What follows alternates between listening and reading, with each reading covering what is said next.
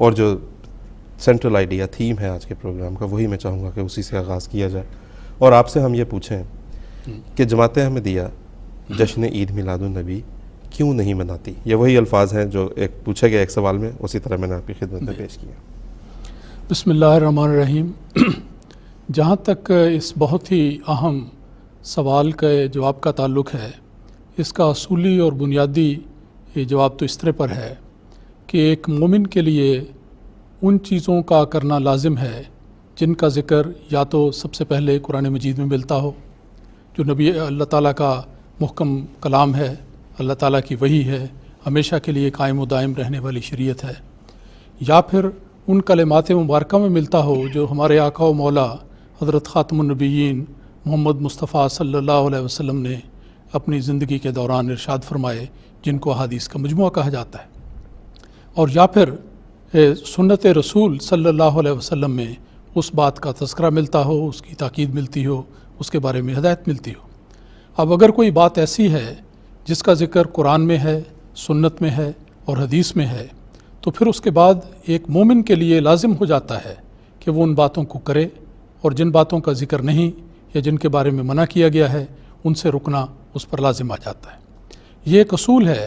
اس کی روشنی میں اگر ہم عید میلاد النبی کے موضوع پر غور کریں تو یہ بات میں سب سامعین کی خدمت میں نہایت ادب کے ساتھ عرض کرنا چاہتا ہوں کہ قرآن مجید کو شروع سے لے کر آخر تک پڑھ جائیں، کسی جگہ آپ کو عید میلاد النبی کے منانے کا ذکر نہیں ملے گا۔ پھر نبی اکرم صلی اللہ علیہ وسلم کی اپنی سنت میں بھی اس کا ذکر نہیں ملتا۔ پھر اس کے علاوہ احادیث جو آپ کے ارشادات ہیں ان میں بھی عید میلاد النبی منانے کا ذکر نہیں ملتا۔ اب اگر دوبارہ اس بات پر ایک غور کریں تو یہ دیکھیں کہ نبی اکرم صلی اللہ علیہ وسلم نے اپنی زندگی میں کیا اس طریق پر عمل کیا؟ کیا آپ نے اپنی یوم ولادت کے بارے میں اپنے صحابہ کو یہ ہدایت فرمائی کہ تم اس کی تقریب کو منایا کرو، اس کے لیے جلوس نکالا کرو؟ اور سب سے پہلے بات دیکھنے والی بات یہ ہے کہ نبی اکرم صلی اللہ علیہ وسلم ہمارے آقا و مولا محمد مصطفیٰ صلی اللہ علیہ وسلم کے جد امجد حضرت ابراہیم علیہ السلام تھے۔ کیا رسول پاک صلی اللہ علیہ وسلم نے ان کا میلاد منوایا؟ کیا اپنے میلاد کا اہتمام کیا؟ کیا اس میلاد کے منانے کے لیے آپ نے صحابہ کو تلقین کی؟ خود اپنی زندگی میں اس کا نمونہ پیش فرمایا؟ تو یہ ہمیں نظر نہیں آتا۔ اور قرآن مجید کی آیات بھی پڑھ کر دیکھ لیں، اس میں کسی جگہ پر اس طرح معین رنگ میں عید میلاد النبی منانے کا ذکر ہمیں نہیں ملتا۔ بعض آیات کو پیش کیا جاتا ہے کہ اس میں استدلال ہوتا ہے، بعض اور حوالے دیے جاتے ہیں، لیکن حقیقت یہ ہے کہ جہاں تک عید میلاد النبی کا ایک فیسٹیول کے طور پر، ایک تقریب کے طور پر منانے کا تعلق ہے، اس کا قرآن مجید میں کسی جگہ پر بھی ذکر نہیں آتا۔ بلکہ حقیقت تو یہ ہے کہ جہاں پر تک عید میلاد النبی منانے کا ذکر آتا ہے، اگر دیکھا جائے تو تاریخ پر اگر نظر کی جائے کہ آخر یہ کب سے شروع ہوا، کیونکہ یہ بات تو قطعی اور یقینی ہے کہ نبی اکرم صلی اللہ علیہ وسلم کے اپنے زمانے میں، آپ کے صحابہ کے زمانے میں، خلافت راشدہ کے دوران، اور پھر تابعین کے دور میں اور تبع تابعین کے دور تک بھی اس کا کوئی ذکر نہیں ملتا۔ تو آخر یہ کب سے شروع ہوا؟ تو تاریخی اعتبار سے دیکھا جائے تو یہ پتہ لگتا ہے کہ اسلام کی پہلی 3 صدیاں، جن کے بارے میں ہمارے آقا و مولا حضرت محمد مصطفیٰ صلی اللہ علیہ وسلم نے بیان فرمایا کہ یہ بہترین صدیاں ہیں، اور ان کے لوگ ان 3 صدیوں میں رہنے والے ان کو خیر الناس آپ نے قرار دیا ہے۔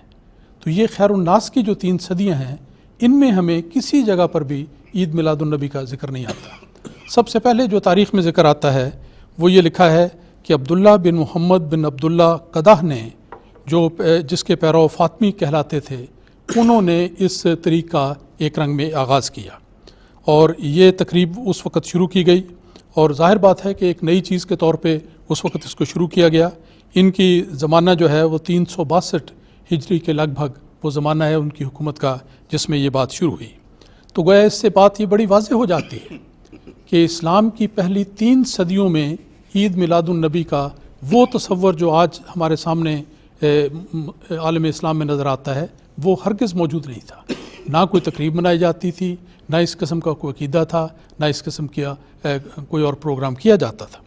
اور اس کے بعد 3 صدیوں کے گزرنے کے بعد جب اس بات کا ذکر ہوا تو پھر یہ سوال پیدا ہوتا ہے کہ اگر رسول پاک صلی اللہ علیہ وسلم نے اپنی زندگی کے دوران خود اس تقریب کو نہیں منایا، نہ اس کی ہدایت کی، نہ صحابہ نے کبھی اس کا اہتمام کیا، تو پھر اس کی ضرورت کیا پیش آئی؟ کوئی اس کی وجہ ہو سکتی ہے۔ ایک شاہکار اسلامی انسائکلوپیڈیا کے نام سے سید قاسم محمود صاحب نے ایک انسائکلوپیڈیا شائع کیا ہے، اور کراچی سے شاہکار بک فاؤنڈیشن نے اس کی اشاعت کی ہے۔ اس میں یہ بات لکھی ہے کہ مسلمانوں میں یہ عید، یعنی عید میلاد النبی کے حوالے سے ذکر ہو رہا ہے کہ مسلمانوں میں یہ عید کے طور پر منائی جاتی ہے عین اس طرح جس طرح عیسائی حضرت عیسیٰ کی پیدائش مناتے ہیں۔ تو اس سے پتہ لگ سکتا ہے کہ جس طرح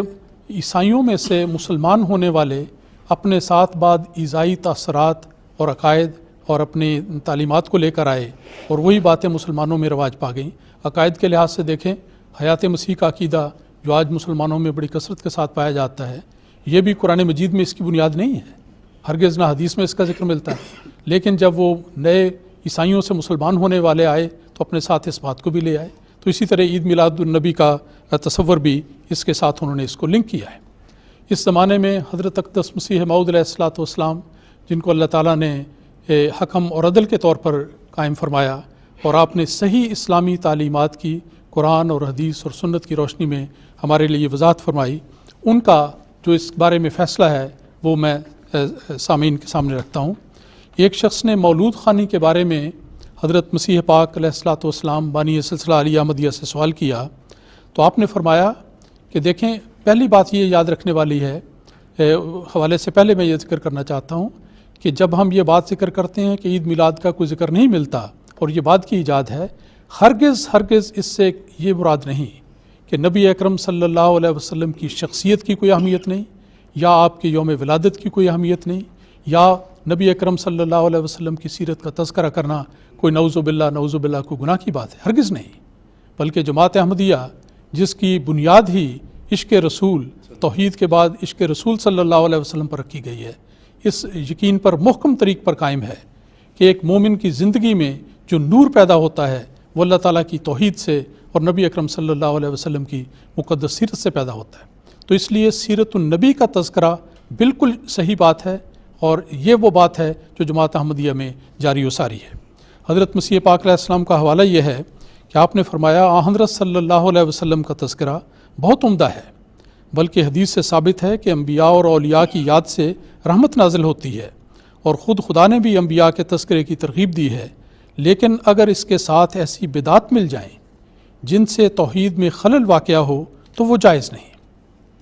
خدا کی شان خدا کے ساتھ اور نبی کی شان نبی کے ساتھ رکھو۔ آج کل کے مولویوں میں بدعت کے الفاظ زیادہ ہوتے ہیں، اور وہ بدعات خدا کے منشا کے خلاف ہیں۔ اگر بدعات نہ ہوں تو پھر تو وہ ایک واس ہے،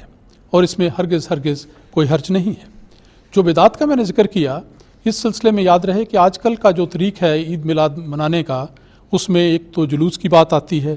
پھر جو مجلس ہوتی ہے اس میں ایسے ہوتا ہے کہ بعض اوقات لوگ یکدم کھڑے ہو جاتے ہیں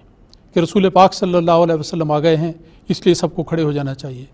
حیرت کی بات ہے کہ کسی کو پتہ کیسے لگتا ہے کہ رسول پاک صلی اللہ علیہ وسلم تشریف لے آئے ہیں۔ بہرصورت اس بارے میں بھی حضرت مسیح پاک علیہ الصلوۃ والسلام نے فرمایا کہ ہاں، جو لوگ مولود کے وقت کھڑے ہوتے ہیں اور یہ خیال کرتے ہیں کہ حضرت صلی اللہ علیہ وسلم ہی خود تشریف لے آئے ہیں، یہ ان کی جرت ہے۔ ایسی مجلسیں جو کی جاتی ہیں ان میں بعض اوقات دیکھا جاتا ہے کہ کثرت سے ایسے لوگ شامل ہوتے ہیں۔ یاد رہے کہ سارے نہیں، بعض لوگ اتفاقاً بھی آ جاتے ہیں، نیک نیتی سے بھی آتے ہیں، نیک ارادے سے آتے ہیں، لیکن بعض اوقات دیکھا جاتا ہے کہ کثرت سے ایسے لوگ شامل ہو جاتے ہیں جو تارک الصلاۃ، سود خور اور شرابی ہوتے ہیں۔ یاد رکھنا چاہیے کہ حضرت صلی اللہ علیہ وسلم کو ایسی مجلسوں سے کیا تعلق، اور یہ لوگ محض ایک تماشے کے طور پر جمع ہوتے ہیں، بس اس قسم کے خیال بیہودہ ہیں۔ تو یہ مسیح موعود علیہ الصلوۃ والسلام کا ارشاد ہے۔ پھر اس میں ایک رسم ہے روٹیوں کا تقسیم کرنا، کہ گویا اس پر رسول پاک صلی اللہ علیہ وسلم کی طرف سے قرآن پڑھا گیا ہے اور وہ تقسیم کی گئی ہیں۔ تو آپ نے فرمایا کہ کیا حضرت صلی اللہ علیہ وسلم نے کبھی روٹیوں پر قرآن پڑھا تھا؟ اور آپ مزید فرماتے ہیں کہ اگر آپ نے ایک روٹی پر پڑھا ہوتا تو آج ہم ہزاروں روٹیوں پر قرآن مجید پڑھتے۔ تو یہ بات بھی ہے جو انسان کو رفتہ رفتہ شرک کی طرف لے جانے والی ہے اور صحیح طریق سے ہٹا دیتی ہے۔ پھر اسی طرح جلسوں میں، جلوسوں میں ایسی نظمیں پڑھی جاتی ہیں جو نعت سے بڑھ کر ایسے مقام تک لے جاتی ہیں جس میں شرک کا پہلو شامل ہوتا ہے۔ ابھی پچھلے دنوں یہاں کے ٹیلی ویژن میں ایک غیر احمدی مولوی تقریر کر رہے تھے اور انہوں نے اس بات کو تسلیم کیا، بلکہ اس کی مثال بھی دی کہ ایک شعر پڑھ کر کہ یہ شعر اگر پڑھا جائے اس میں تو یہ اس میں شرک کا پہلو پایا جاتا ہے، تو وہ خود تسلیم کرتے ہیں کہ یہ باتیں ہیں. تو اس قسم کی باتیں ہم سمجھتے ہیں کہ درست نہیں. تو اس معنوں میں عید میلاد النبی کا منانا یہ جماعت احمدیہ کا طریق نہیں. تو ہم تو یہ سمجھتے ہیں، خلاصتاً میں یہ عرض کر سکتا ہوں کہ سیرت النبی صلی اللہ علیہ وسلم کے جلسے اگر منعقد کیے جائیں، پاکیزہ مجالس ہوں، تو ان میں سیرت کے ہر پہلو پر روشنی ڈالی جائے تو یہ بالکل درست بات ہے، اور یہی وہ صحیح طریق ہے حضرت صلی اللہ علیہ وسلم کی ولادت کو یاد کرنے کا اور آپ کی سیرت کو یاد کرنے کا اور ان کو بیان کرنے کا. اور جماعت احمدیہ میں تو یہ طریق ایک مستقل نظام کے طور پر جاری ہے. ہر سال اور سال کے ہر دن ہمیشہ جب بھی موقع لگتا ہے مختلف جماعتیں نہ صرف پاکستان میں، ہندوستان میں، ایشیا میں، عرب میں، ساری دنیا میں، ہر ملک میں یہ مجالس منعقد کی جاتی ہیں. اور اس کو کسی ایک دن کے ساتھ محدود اور مخصوص نہیں کیا جاتا، بلکہ اس کا تذکرہ اتنا پیارا تذکرہ ہے کہ سارا سال ہونا چاہیے، یہ جاری رہتا ہے. اور پھر یہ بھی بات ہے کہ یہ تذکرہ ایسے ماحول میں ہوتا ہے کہ اس کے نتیجے میں سننے والوں پر ایک نیک اثر پڑتا ہے، ان کے دلوں میں ایک تبدیلی پیدا ہوتی ہے، ان کے دلوں میں رسول پاک صلی اللہ علیہ وسلم کی محبت جاگزیں ہوتی ہے، اور یہ جذبہ بیدار ہوتا ہے کہ ہم بھی ان اعلیٰ اخلاق کو اپنا کر اپنی زندگیوں میں وہ نور پیدا کریں جس نور کو لے کر ہمارے آقا و مولا محمد مصطفیٰ صلی اللہ علیہ وسلم تشریف لائے تھے. تو یہ مضمون ہے اصل میں کہ عید میلاد النبی کے بارے میں جو میں نے عرض کیا. سیرت النبی ہم اس پر کلیتاً یقین رکھتے ہیں. حضرت صلی اللہ علیہ وسلم کی سیرت کے تذکرے سے بہتر اور کیا تذکرہ ہو سکتا ہے اللہ تعالیٰ کی توحید کے بیان کے بعد. تو یہ طریق جماعت احمدیہ میں جاری ہے، ہم اس بات کے قائل ہیں. اس کو ہرگز